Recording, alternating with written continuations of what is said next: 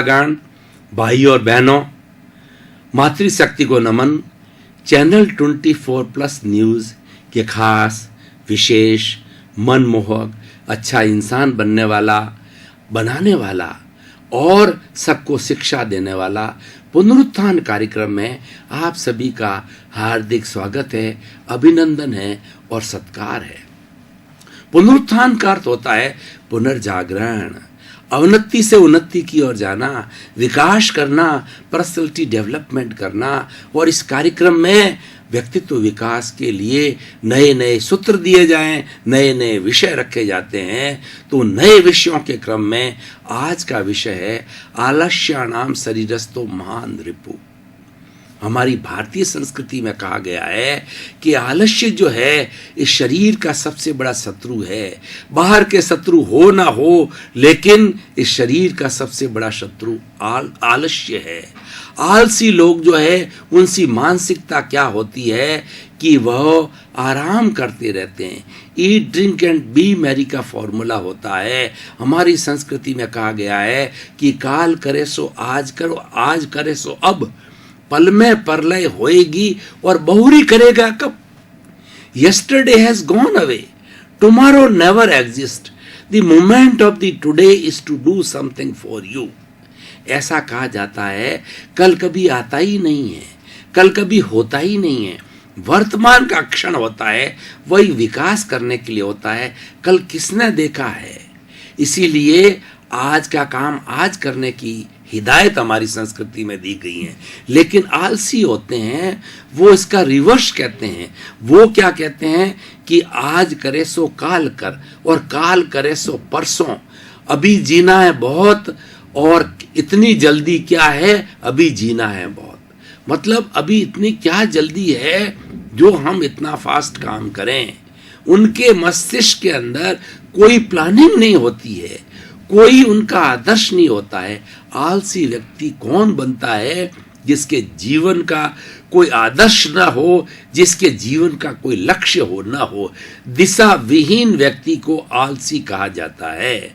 और उसको ये पता नहीं कि ये मनुष्य जीवन कितने पूर्व के अंदर सुकृत कार्य करने के बाद के अंदर मनुष्य भाव उसको प्राप्त हुआ है। और वह यही फालतू इधर उधर की बकवास करने में, निंदा करने में, टाइम पास करने में और इंद्रियों का भोग करने के अंदर ही समाप्त कर देता है। आलसी लोग इंद्रिय जगत तक ही रहते हैं, वो आगे नहीं बढ़ते, क्योंकि उनका जीवन का लक्ष्य नहीं होने की वजह से उनमें कुछ ललक नहीं होती।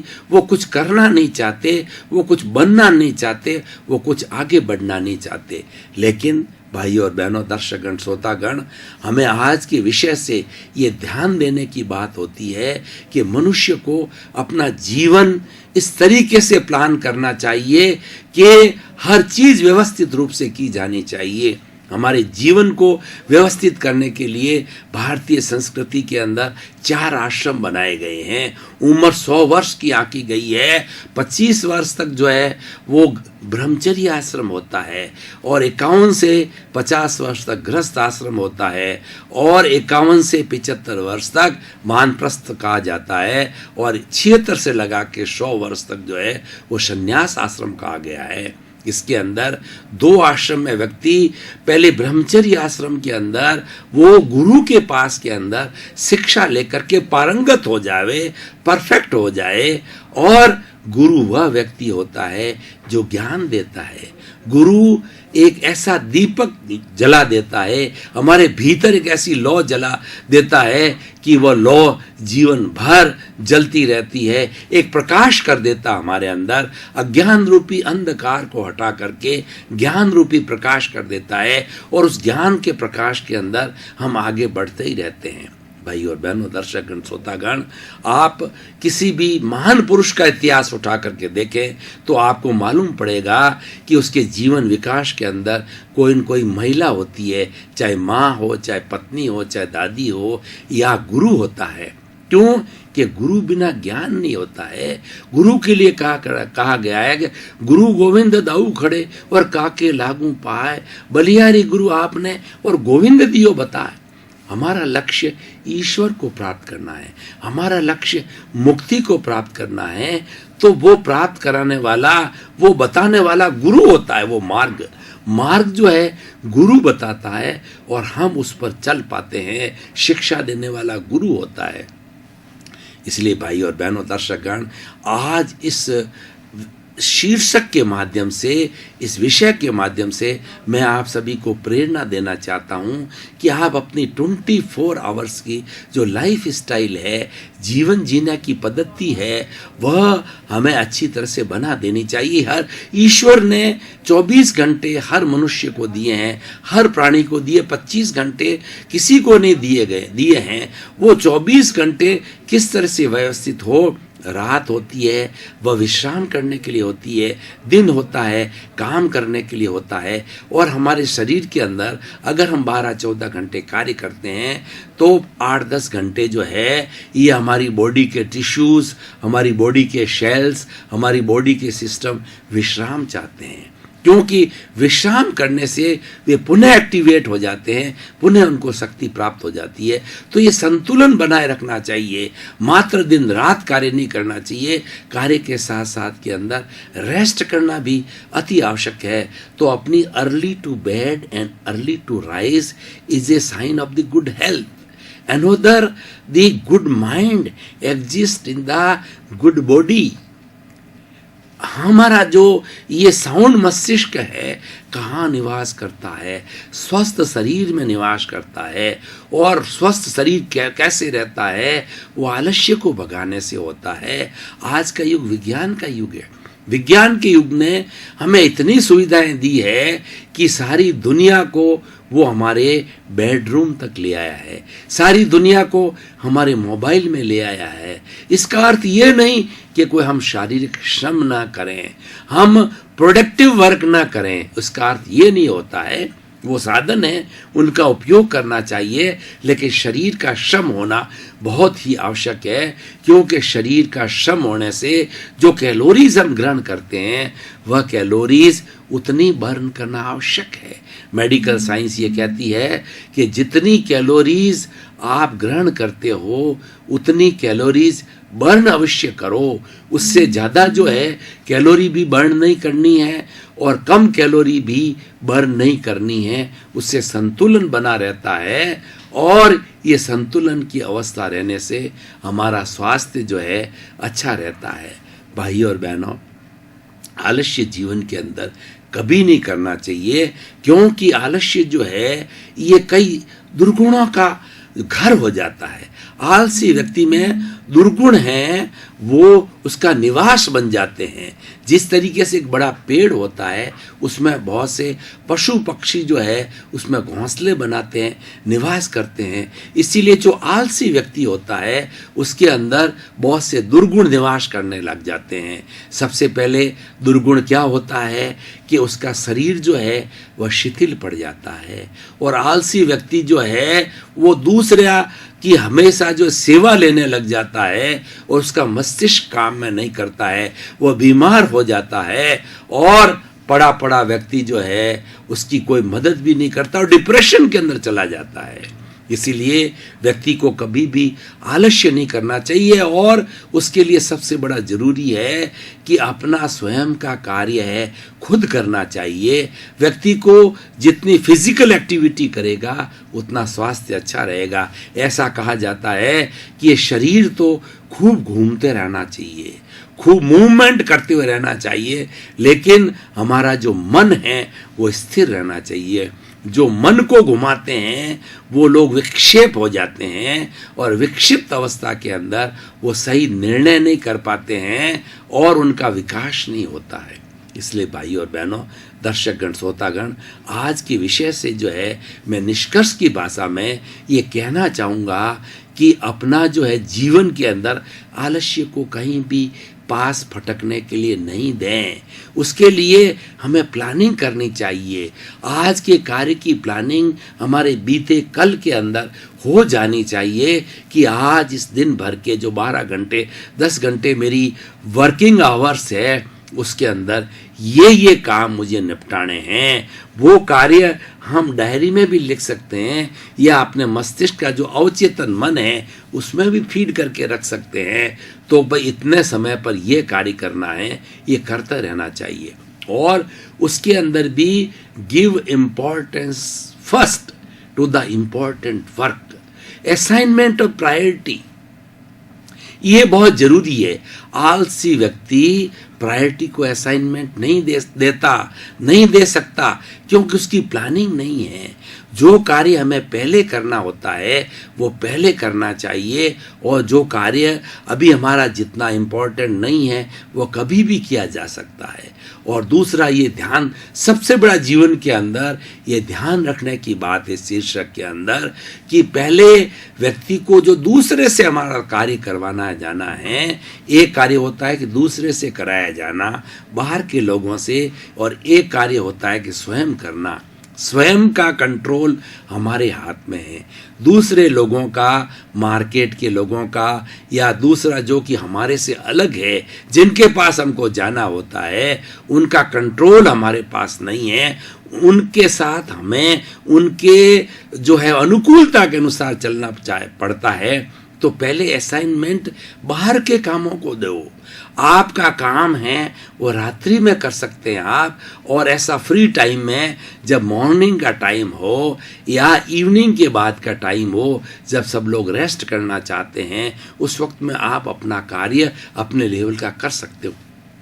परंतु आलसी व्यक्ति यह सारी प्लानिंग नहीं कर सकता है। इसीलिए आलस्य जो है हमारे शरीर का, हमारे जीवन का बहुत बड़ा शत्रु है। आलसी व्यक्ति कभी पूजनीय नहीं होता, वंदनीय नहीं होता है, और उसके जीवन का कोई उपेक्षित हो जाता है। उसके जीवन के अंदर कोई तरह का एप्रिसिएशन नहीं होता है। इसीलिए वो एक निर्जीव टाइप व्यक्ति होता है, उसके जीवन का कोई मोल नहीं। दर्शकगण, श्रोतागण, भाई और बहनों, काफ़ी गहन चिंतन के बाद में अब हमारे शरीर को और मस्तिष्क को तरोताज़ा करने के लिए थोड़ा ब्रेक की आवश्यकता है। ब्रेक के बाद में हम पुनः हाजिर होंगे।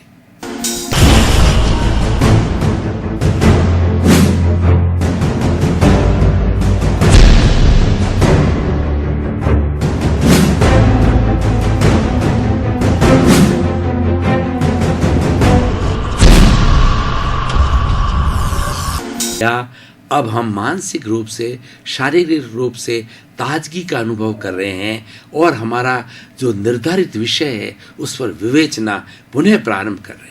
आज के इस वैज्ञानिक को युग को देखते हुए और आज इस साधनों की प्रचुरता को देखते हुए मैं आपसे ये निवेदन करना चाहूँगा, आपको सुझाव देना चाहूँगा कि आज के वैज्ञानिक साधनों का आप भरपूर उपयोग करके अपनी एफिशिएंसी को बढ़ाइए।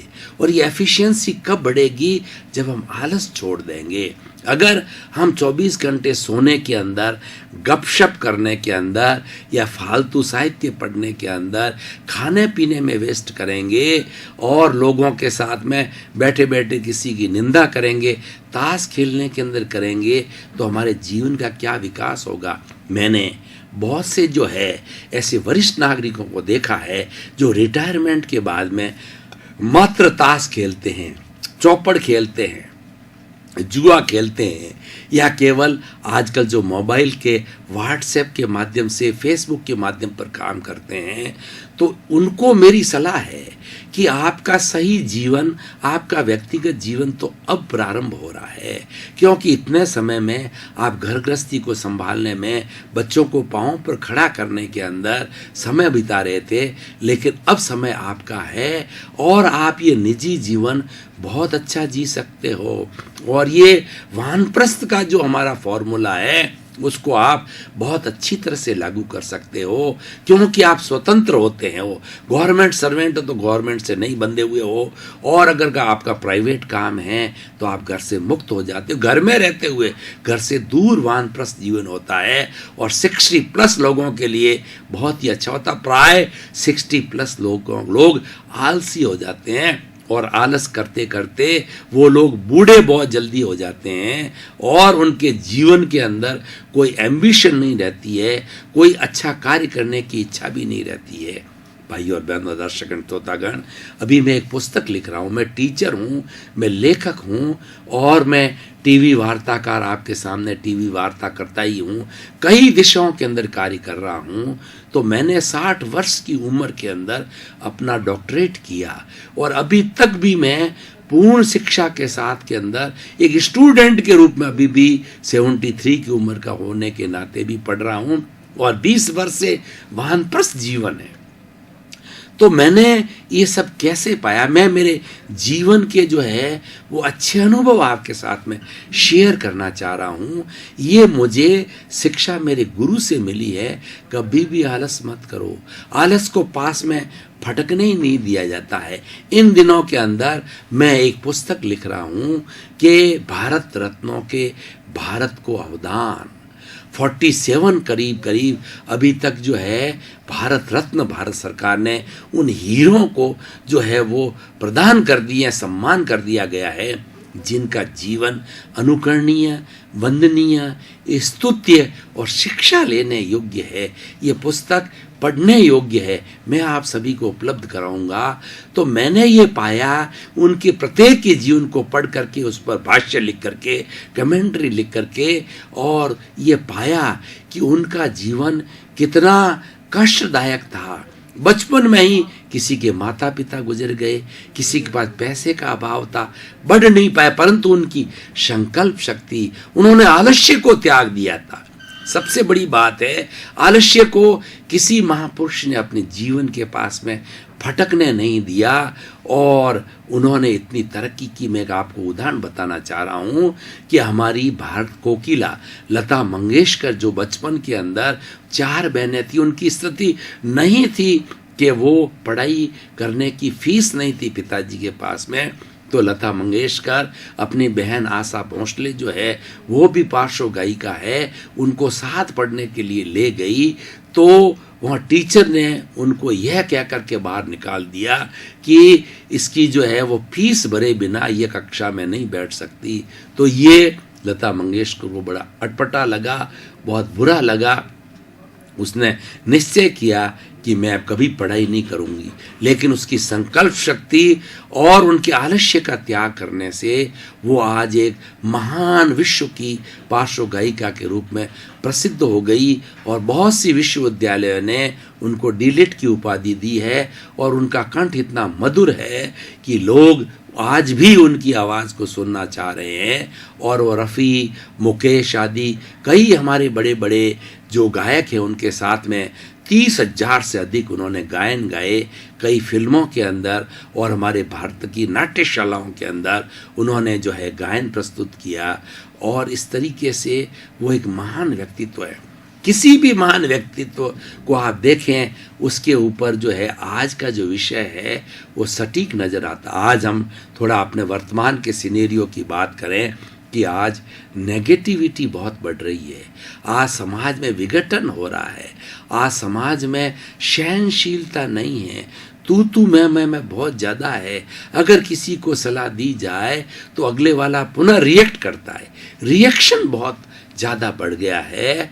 और ये जो इसी कारण क्या हो रहा है कि समाज का विकास नहीं हो रहा है। इस नेगेटिविटी का सबसे बड़ा एक कारण ये है कि व्यक्ति आलसी होता जा रहा है, व्यक्ति शारीरिक श्रम नहीं कर रहा है और व्यक्ति मानसिक श्रम भी नहीं कर रहा है। और इतने साधनों की प्रचुरता हो जाने की वजह से वह उसके अंदर इतना लुभावना हो गया है, वो इंद्रिय जगत के बाहर नहीं जा रहा है, eat drink and B Mary तक ही रह रहा है। इस कारण हमारी भारतीय संस्कृति के मूल्य गिर रहे हैं और स्वार्थी व्यक्ति और जो आलसी व्यक्ति होता है वो सेल्फ सेंटर्ड हो जाता है, वो स्वार्थी बन जाता है, क्योंकि वो कुछ करता ही नहीं है, उसके सामने कोई प्लानिंग ही नहीं है, उसके सामने कोई उद्देश्य नहीं है कि मुझे क्या करना चाहिए। और सेवा की बात वगैरह है उसमें उसकी कोई रुचि नहीं होती है, उसको करने की ललक नहीं होती है, बनने की जो है इच्छा नहीं होती है, चरेवेती में विश्वास नहीं करता है, तो वह किस तरीके से आगे बढ़ सकता है। ऐसे व्यक्तियों के लिए आज का विषय और आज के सिनेरियो को देख करके ये बताया जाना चाहिए, स्कूली लाइफ के अंदर, कॉलेज की लाइफ के अंदर बच्चों को संस्कार दिया जाना चाहिए कि आलस्य को बिल्कुल त्यागो, जीवन के अंदर आलस्य बिल्कुल नहीं किया जाना चाहिए और अपनी दिनचर्या को सब व्यवस्थित करना चाहिए। शारीरिक श्रम अधिक से अधिक किया जाना चाहिए। शारीरिक श्रम अपनी पत्नी पे या अपने नौकरों पे या किसी के साथ में नहीं बांटना चाहिए। उससे खुद का स्वास्थ्य भी अच्छा होता है, अहंकार का विसर्जन होता है और उसके साथ साथ के अंदर व्यक्ति के अंदर एक नई स्फूर्ति आती है, क्योंकि हमारी फिजिकल हेल्थ जो है वह होती, अभी हमारे नरेंद्र भाई मोदी है 62-63 वर्ष के हो रहे हैं, इस अवस्था में भी वो पगडंडियों के माध्यम से जो है बहुत ऊंचे मंदिरों के ऊपर चढ़ जाते हैं। वो योगी है। आलस्य उनके पास में बिल्कुल नहीं फटकता और आलस्य के प्रति उनको चिढ़ है। वो आज का काम आज करते हैं, अभी करते हैं, तुरंत डिसीजन लेते हैं।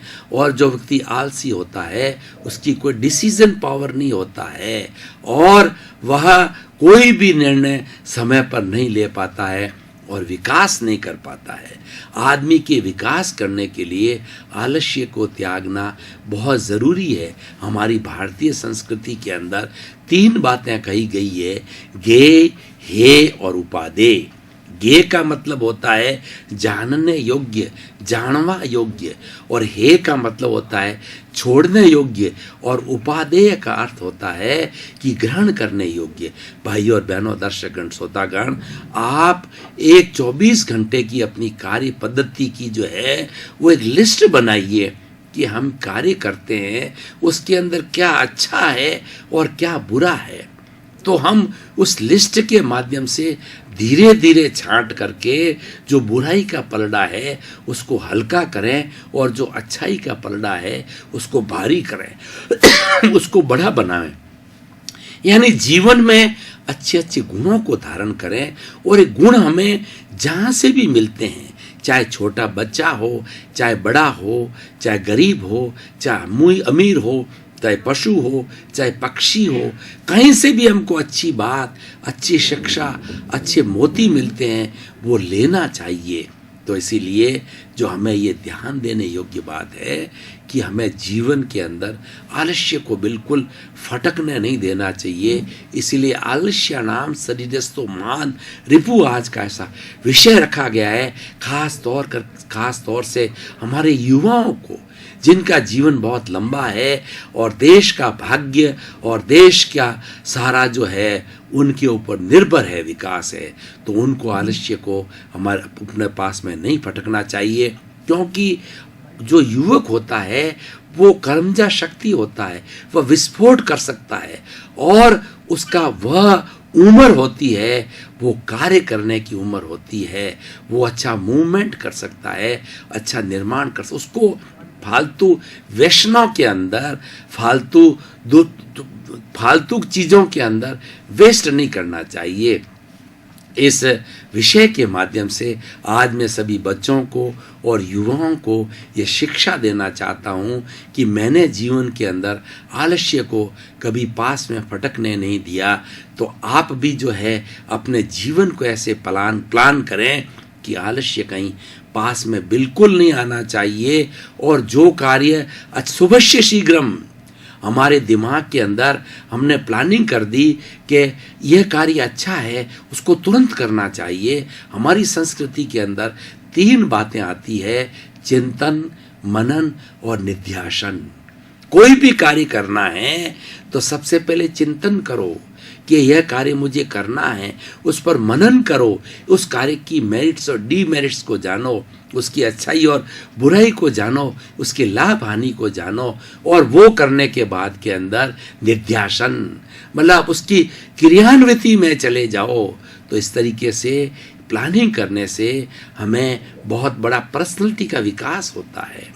और पर्सनैलिटी विकसित कब होती है? अच्छा व्यक्तित्व वाला व्यक्ति कौन होता है? जो जगत कल्याण करता है, जो समाज की सेवा करता है, जो परोपकार करता है। हमारी संस्कृति के अंदर परोपकार को सर्वोच्च स्थान दिया गया है।